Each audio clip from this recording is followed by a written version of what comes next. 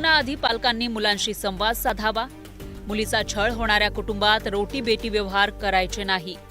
लग्न समारंभात मान सन्मानात वेळ घालवू नये. मिरवणुकांमध्ये वेळ घालवू नये. साधेपणानं सोहळे साजरे करावे. मुलींच्या संसारात आई वडिलांची ढवळाढवळ नको. चांगल्या कामासाठी लग्न समारंभात आर्थिक देणग्या पुकारण्याचे प्रकार कमी करावे. संबंध महाराष्ट्राला विनंती आहे की आपण आपल्या घरात असणारी ही सुनी आपली मुलगी आहे, त्या मुलीसारखं तिचा सांभाळ करावा आणि तिचा जर शारीरिक मानसिक जर छळ केला तर मराठा समाजाच्या वतीने टास्क फोर्स आज तयार करण्याच्या ठिकाणी ठरलेलं आहे.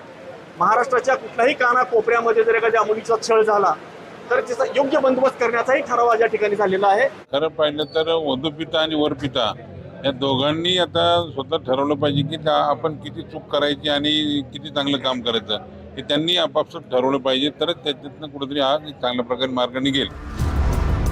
हुंडाबळी रोखण्यासाठी मराठा समाजानं घेतलेली भूमिका नक्कीच स्वागतार्ह आहे. मात्र त्याचं प्रत्यक्षात किती पालन होतं हेही पाहणं तितकंच महत्त्वाचं आहे. गोविंद वाकडेसह ब्युरो रिपोर्ट, न्यूज 18 लोकमत.